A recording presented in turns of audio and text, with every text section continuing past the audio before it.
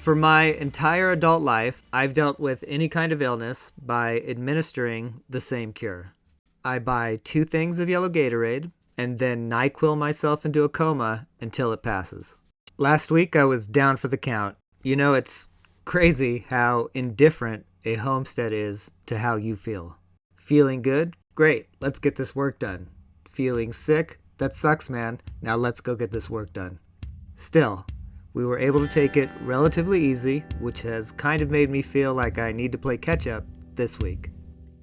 I'm a dead man, hanging from the old oak tree.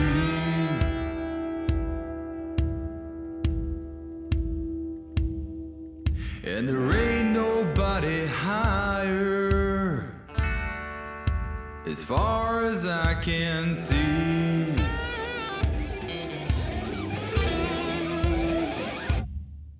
I'm a dead man, laying on the side of the road.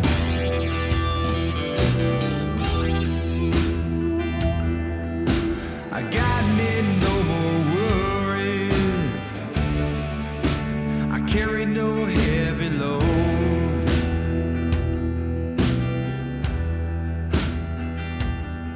And the live man, you ain't got nothing over me.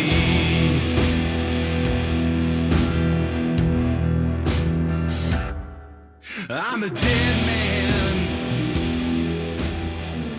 I bet you weren't expecting another monologue. We got our first collaboration. Last month, FlexiSpot reached out to us and asked if we'd like to take a look at one of their new XL6 chairs. So when FlexiSpot asked if we'd like to review one chair, I said, well, there's 2 of us, so... The chairs sat in Winnemucca for 2 weeks while we and FlexiSpot took turns trying to convince FedEx that yes, that middle-of-the-desert address is in fact a real delivery location. We've had the chairs for about 3 weeks now. I wanted to do a bunch of B-roll of us relaxing in them, drinking coffee, playing on our iPads during our wind-down time, but the second you start filming relaxation, it really stops being relaxing. So here's the summary. We love them, they're comfortable, they've been great on our backs after long days, and the material is tough enough that our dogs don't puncture it, which is huge. If you want to check them out, there's a link in the description below. The only downside to ditching the old chairs is that we lost the center console that we used to set our phones and drinks on. So we're building a new one.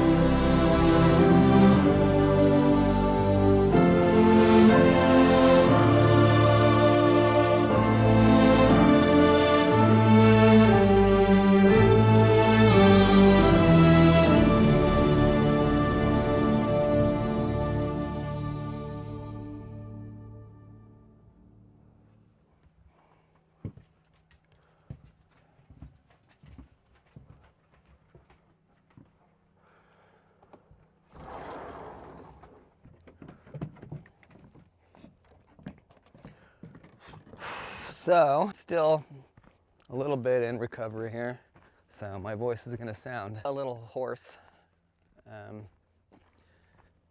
because I've been sick.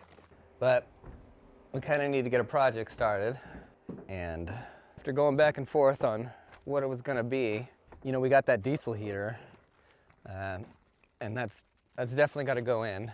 But what we've kind of been figuring out this week is basically what we need is we need trash service to be able to get out here, and we need gas to be able to get out here. Now that we know FedEx and UPS will deliver, they've asked to make it easier for them, for us to set up a thing with our address on it.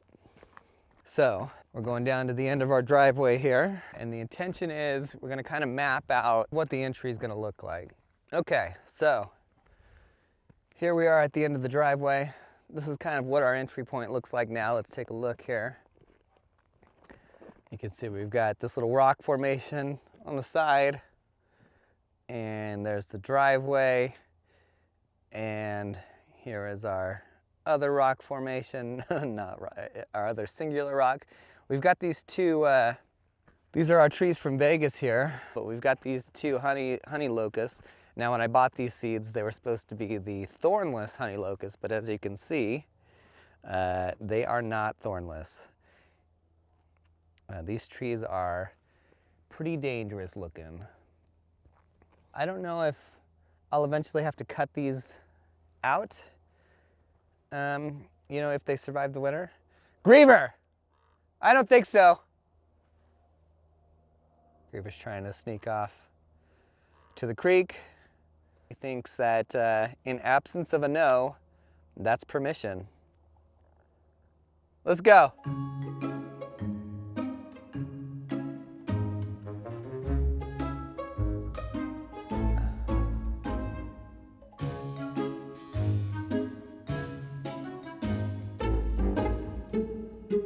Griever, get back here. What are you doing? Yeah, you. Huh? Try to sneak off? Okay, so the problem we're trying to solve is threefold. We need a clearly defined address point here at the end of our driveway so that UPS and FedEx can deliver packages to us. We also need a space to put a little quarter bin of a trash can, so when we sign up for trash service, we have somewhere to put it that is accessible for their truck to come in and out and grab the trash can. I thought about putting it up by the compost, that's where we're putting our trash now, but asking them to drive all the way up our driveway into the back there, get that trash can empty, and then come all the way down, I feel like is kind of messed up. It's gonna be a pain in the butt for us to walk our trash bags all the way down to the end of the driveway here, but you know what? It's a small price to pay to be able to have trash service out here. Beyond that, we also want to hook up with the gas company, and they need to be able to find us as well. So it's really taking care of a few different things, a package delivery, clear labeling for packages to get to us, and clear labeling for some of the services that we're looking to hook up to be able to find us and get in and out. What we don't want is to be right up against the road here. You know, ideally, I want the driveway to cut inwards and have a bit of an entry point here on either side.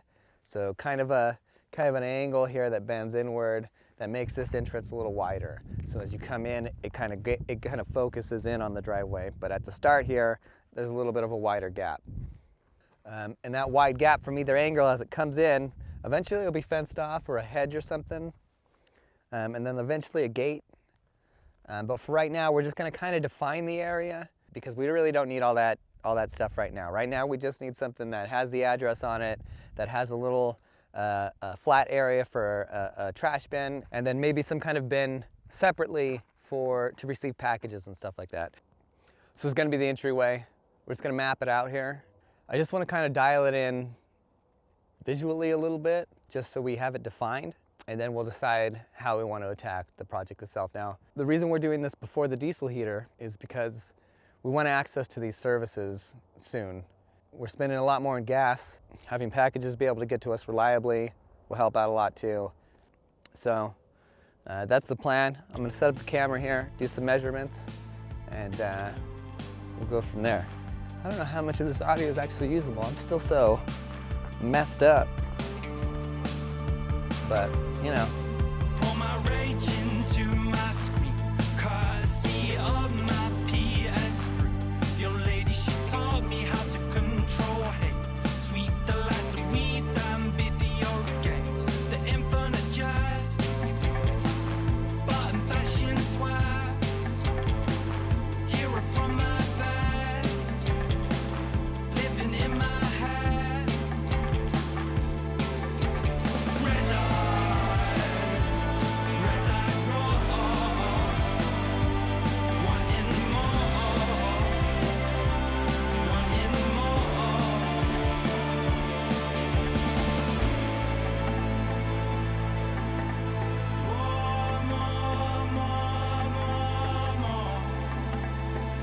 Always wanting sessions fun bar, always better with your mate. Now we play from half a world away. But there's always a part that wishes this was Mario Kart. We were way back when, blazed in your parents' day. Oh, red eye. It's simple for This is simple. program on therapeutic fiber was Head to Broadway by way of boxing hot. the whole project will collapse.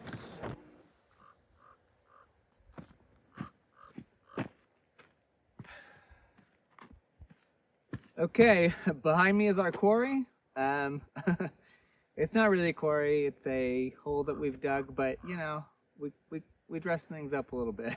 This quarry actually was first started when we built the road for the property, back when the property was still just completely rural, or barren, vacant. What's the word I'm looking for? Wild? Unsettled? There's the word. That's the word. Anyway, before we had even messed with the property, when we came out here to build the road, we ended up needing gravel and sand and things like that. So we started digging this ditch. This ditch actually runs alongside the old Pole Creek. So as far as we can tell, Pole Creek's been rerouted 3 times. We're about 100 to 150 feet away from Pole Creek, where we sit now. This is the second of the attempts for them to redirect it. The first is closer to the road up here. That's probably originally where it ran, and they probably had to divert it this way to put in that road. But each time they've diverted it, it's left these waterways here, these old waterways that are full of excellent sand, excellent gravel, great rock, just kind of all around a great source for building materials and projects out here on the property. So we've been calling this our quarry. So what we're out here today doing, what we're out here right now doing, is we're gonna get some rocks. We're looking for, this is kind of what I want. You know, this is like a good size to kind of build a little retaining wall around that front ledge and have it go kind of all the way down. That's gonna require a lot of rock, which sucks, but it's gonna look real nice. So, you know, I'm kind of stuck.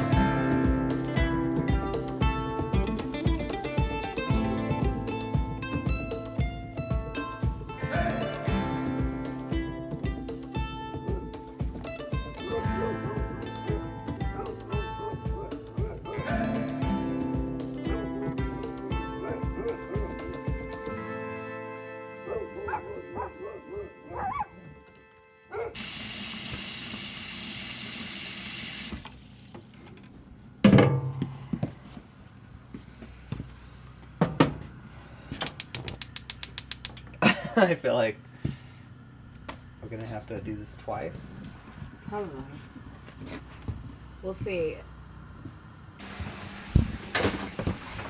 So step one, I'm going to soak the overalls here in water. It does look like they're pretty free flowing. It does. I think we got enough. We'll put that last boiling pot in. These are only good for 3 gallons. Half of it is good for 3 gallons. I'll use half for 3 gallons, okay. Yeah, no, we wanted more, but.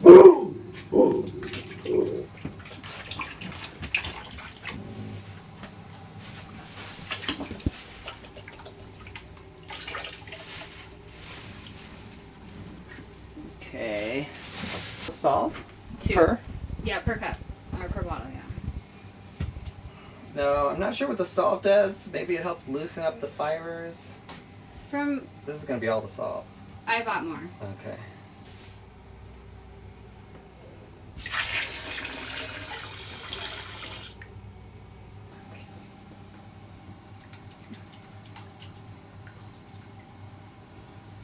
Alright.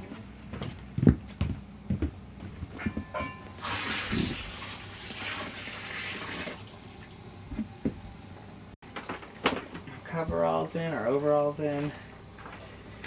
And get them all soaked in here.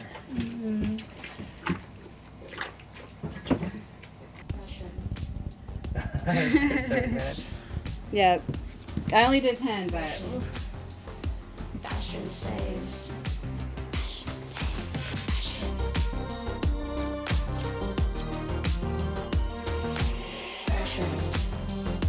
Fashion saves. Whether you thrift or wear custom made, whether you're bad or well behaved, fashion saves. Living fast and on the edge, goody two shoes, mums and maids. Fashion saves. You work the streets or work the clubs, 9 to 5 or got no job, daughters, sons, and in between. Fashion saves and fashion bleeds. Fashion, not a want but a need. All emotion, fashion grieves. Fact or fiction, all in line. Fashion never wastes your time.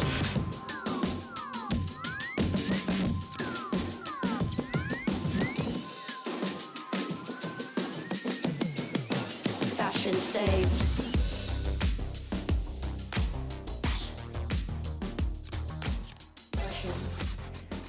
Fashion saves.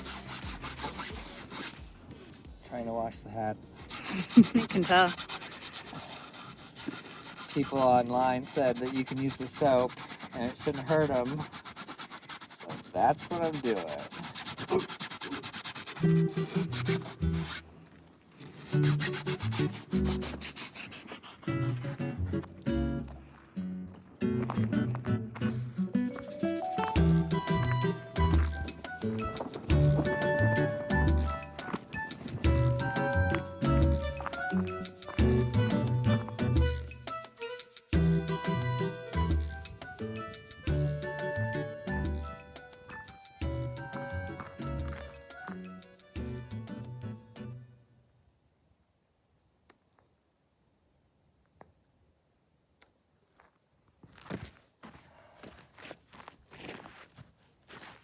Okay, so side one is kind of dialed in. I'm not going to start detailing it, doing any of the beautification stuff. I'm not going to start making it look good and doing the planters and stuff like that until I have symmetry between the right side and the left side, which means I've got to start this side first. This is the hard side. There's lots of bushes I got to take out here, and the ground is definitely not as level and ready, but it's got to be done because I want it to look good, and doing one side is kind of half-assing it. So that's not what we do here. The issue I'm having is, so the sun's just come out. Let me see if I can spin this around here so you can see.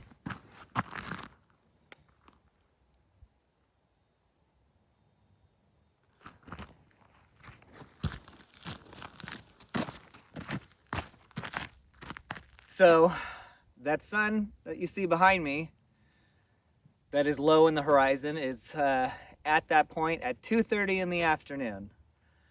Now that December's in full swing, we get light until about 4 p.m., maybe 4:15, 4:18. That's generally when that thing's dipping below the horizon. And as soon as it does dip below those mountains, our temperature drops 10, 20 degrees, which makes working outside post 4 p.m. untenable. It's just not possible. I mean, I could do it if I wanted to get sick every week, but after experiencing last week, I don't. So I've got about 2 hours, a little under 2 hours to make a dent in this side here. I'm gonna try to take out as many of the big bushes as I can before that sun dips down, and then I'm stuck till tomorrow. But this took 3 days, so this will probably take 4. Anyway, let's stop wasting daylight.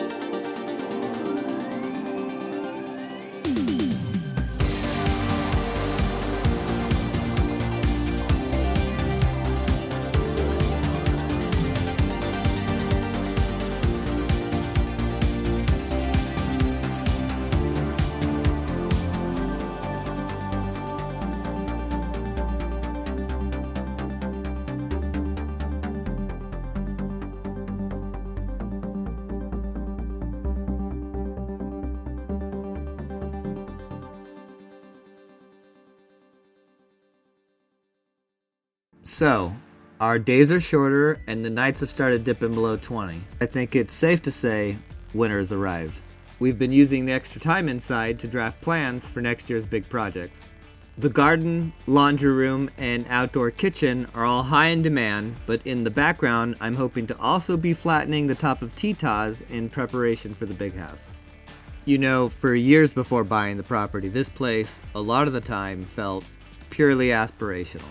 It became something we poured our hopes into while asking, what if? Now, more than a year after purchasing the land and 7 months into living on it, and the reality of this place has me asking, what's next?